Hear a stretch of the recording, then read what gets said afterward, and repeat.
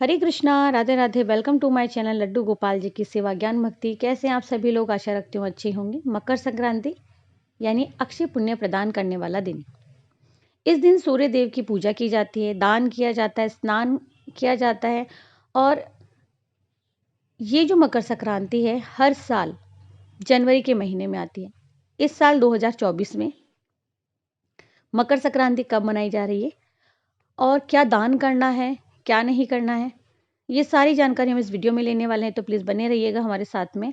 दोस्तों, आप सभी को नव वर्ष की ढेर सारी शुभकामनाएं। जनवरी के महीने में मकर संक्रांति के त्यौहार को बहुत ही धूमधाम से उत्साह के साथ में पूरे देश में मनाया जाता है। आकाश पूरा रंगीन होता है, रंग बिरंगी पतंगें उड़ती रहती है। इस दिन सूर्य दक्षिणायन से उत्तरायण में आ जाते हैं। उत्तरायण को देवता का दिन भी कहा जाता है।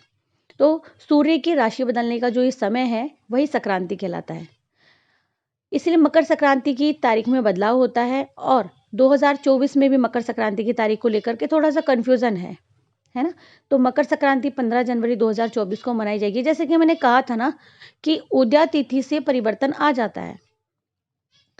तो 15 जनवरी 2024 को 2:24 पर जो धनु राशि में जो ऐसा कहते हैं कि सूर्य धनु राशि में अपनी यात्रा समाप्त कर रहा है, तो इसीलिए इस बार बदलाव आया है। और जो पुण्यकाल है मकर संक्रांति का वो हम जान लेते हैं, सुबह 6:41 से शाम 6:22 तक का है।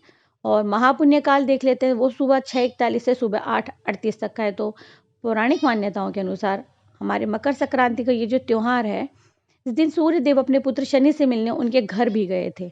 ठीक है, ये पर्व पिता पुत्र के अनोखे मिलन का भी त्योहार माना जाता है, यानी कि दिन माना जाता है। पौराणिक कथा के अनुसार जब सूर्य देव पहली बार अपनी पत्नी छाया और अपने बेटे शनि से मिलने उनके घर आए थे, तो शनि देव ने काले तिल से उनका स्वागत किया था।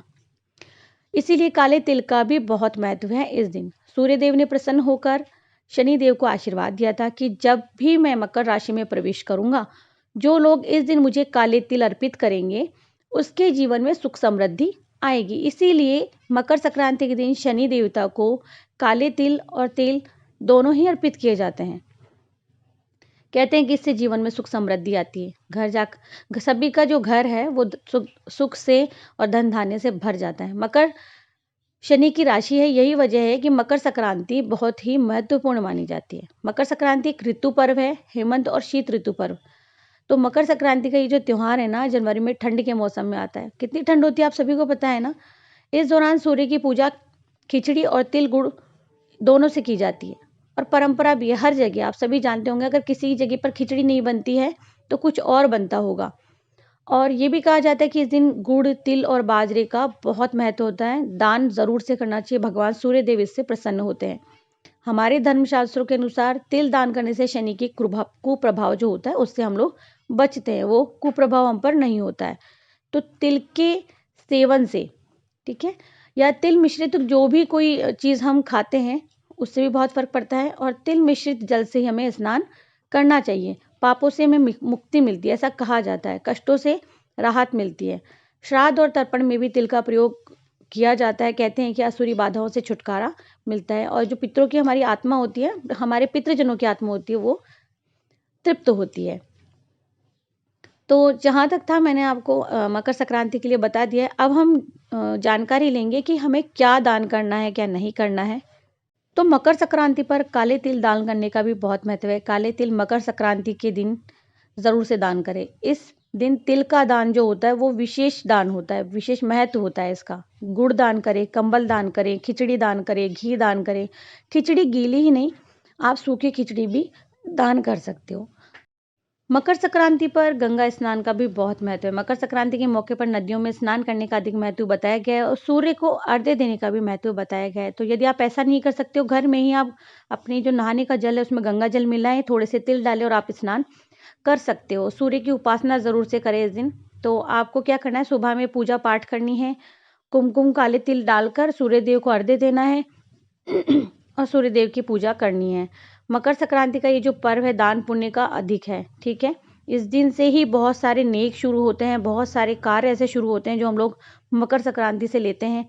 जिन कार्यों का मतलब जो नेक चार्ज होते हैं, जो धर्म होते हैं, नियम होते हैं, इस दिन से उठाते हैं लोग, वो है जैसे कि धरती माता की कहानी का हो गया, या फिर धर्मराज की कथा का हो गया, चिड़िया मुट्ठी का हो गया, कोठी मुट्ठी का हो गया, सास को कपड़े पहनाने का, ससुर को कपड़े पहनाने का, जेठ जेठूते का नेग, ननद नंदोई का नेग, या नानदी का यानी कि ननद की बेटी का नेग हो गया, ननद के बेटे का नेग हो गया। ये बहुत सारे नेग हैं जो कि इस पर्व से जुड़े हुए हैं, जो लोग करते भी हैं। जो नवविवाहिताएं होते हैं उनके लिए मकर संक्रांति पर सकरात भेजी जाती है, जैसे कि पतंग डोर हो गए, फीनी या फिर तिल के लड्डू, बहुत सारी चीज़ें लड़की के पीहर से आती है। लड़के के लिए भी आती हैं, जमाई के लिए भी भेजते हैं, बेटी के लिए भी भेजते हैं, और उनके सास ससुर के लिए भेजते हैं। यानी कि सास को सीढ़ी चढ़ाना, सास को सीढ़ी उतराना, और राजस्थानी में कहते हैं गेला बुहारना, यानी कि रास्ता बुहारना, वो भी। और जो भंगण आती है यानी कि हरिजन आते हैं हमारे द्वार पर झाड़ू लगाने के लिए, उनसे उन्हें भी कहा जाता है कि पूरे साल भर आप हमारे गेट पर आकर के झाड़ू लगा के जाना, हम अगली साल आपको कपड़े पहनाएंगे। तो मैंने भी कुछ एक चीज़ें कर दी है, कुछ एक चीज़ें नहीं की है, बाकी है। तो अब चैनल पर ऐसी बहुत सारे नेक के बारे में जानकारी आएगी, तो आप वीडियोस को वॉच करते रहिएगा। और आप चाहे तो किसी भिखारी या बुजुर्ग को आप अपने घर बुला करके कपड़े पहना सकते हो। अगर आपके कोई ज़्यादा रिश्तेदारी नहीं है, किसी को जानते नहीं हो, तो आप ये भी कर सकते हो। तो बहुत सारी चीज़ें हैं मानने के लिए। तो मान्यता के अनुसार मकर संक्रांति, पूर्णिमा, अमावस्या, चतुर्दशी, एकादशी, ऐसे कहते हैं कि इस दिन लहसुन प्याज का दान नहीं करना चाहिए। ठीक है, इन चीज़ों को आप ध्यान रखें। बाकी और कुछ ऐसा नहीं है कि हम लोग नहीं कर सकते हैं।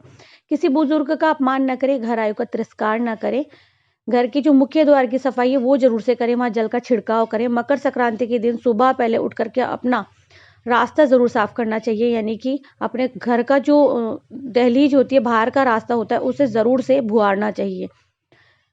मकर संक्रांति के दिन कभी भी बिना स्नान किए हुए भोजन ग्रहण नहीं करना चाहिए। सुबह में जल्दी उठ के स्नान करना चाहिए। सबसे पहले तिल चटकाने चाहिए, इसके बाद में तिल ग्रहण करना चाहिए, और तिल गुड़ का सेवन हमें इस दिन ज़रूर से करना चाहिए। इसके बाद में ही आप अन्न जल ग्रहण करें। माता पिता, अपने जो बड़े गुरुजन हैं, घर में जो बाकी लोग हैं, उन सबका आशीर्वाद ले इस दिन आप लोग। मकर संक्रांति को ना तिल संक्रांति के नाम से भी कई जगह पर जाना जाता है।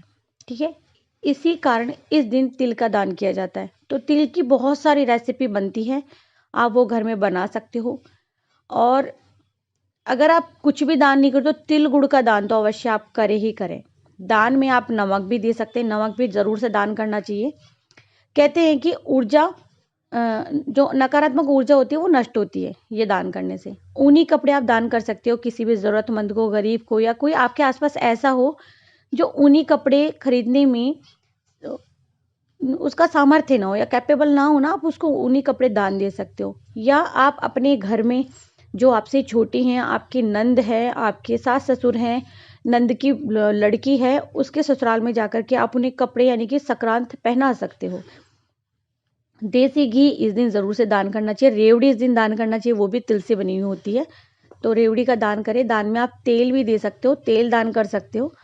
और दान में कौन सी चीज़ बाकी रही है? आई थिंक मैंने सारी चीज़ बता दी है। जितनी चीज़ें बन पड़ती थी मैंने वो सारी चीज़ें बता दी है कि आपको संक्रांति को ये करना चाहिए या ये नहीं करना चाहिए। फिर भी अगर कुछ रह जाता है तो आप मुझे कमेंट सेक्शन में कमेंट कर सकते हो आकर के। और अगर कुछ ज़्यादा जानकारी चाहिए तो भी आप मुझे कमेंट कर सकते हो। और हिंदू पौराणिक कथा के अनुसार संक्रांति ने राक्षस शंकरासुर को परास्त किया था इसी दिन। अगले दिन मकर संक्रांति को और कार्य दिन का भी यानी कि जो किक्रांत कहा जाता है, इस दिन देवी ने राक्षस किंकरासुर का भी वध किया था। साथ में ये भी माना जाता है कि इस दिन ताज़ी हवा में पतंग उड़ाने से सौभाग्य प्राप्त होता है। तो बहुत सारी चीज़ें जुड़ी हुई है ये संक्रांति से। तो हमारे खगोल विज्ञान के अगर तरीके से देखें, उस हिसाब से देखें तो अलग है। और मकर संक्रांति किसी और जगह कुछ और नाम से मनाई जाती है, कहीं कहीं पर तो संक्रांति मनाई ही नहीं जाती है, किसी और दिन संक्रांति मनाई जाती है, किसी और दिन पतंग उड़ाई जाती है। तो मतलब संक्रांति बस मनाई जाती है, चाहे आप नाम अलग कर दो इसका या किसी और तरीके से मना रहे हो, वो बात अलग है। और सूर्य देव की पूजा आप पार्टी पर बैठ के भी कर सकते हो, जहाँ सूरज आपको सामने दिख रहा है। एक पाटा आप रखें, उस पर उसे पानी से धो दें, स्वास्तिक बनाएं, तिल गुड़ का अर्पण करें, और सूर्य भगवान को वहीं से आप अर्घ्य भी दे सकते हो उसी जगह से। और कहानी उस दिन ज़रूर से सुने। तो अगर कहानी सुननी है, जाननी है तो भी आप कमेंट कर सकते हैं, और या फिर किसी नेक चार के बारे में, वैसे एक नेक चार के बारे में जानकारी आ जाएगी, तो आप लोग देखते रहना। जितना हो सका भाई मैं उतना बताने की कोशिश करूंगी। मकर संक्रांति के दिन आप लहसुन, प्याज, मांसाहार से दूर रहें। आशा करती हूँ आपके लिए जो जानकारी है बहुत महत्वपूर्ण रही होगी। अगर महत्वपूर्ण रही है तो प्लीज़ वीडियो को लाइक कर दीजिएगा, चैनल को सब्सक्राइब कीजिएगा, फ्रेंड्स एंड फैमिली में ज़रूर से शेयर कीजिएगा। ज़्यादा अच्छी लगी तो भाई कमेंट भी अच्छे कर दीजिएगा। हरे कृष्णा, राधे राधे।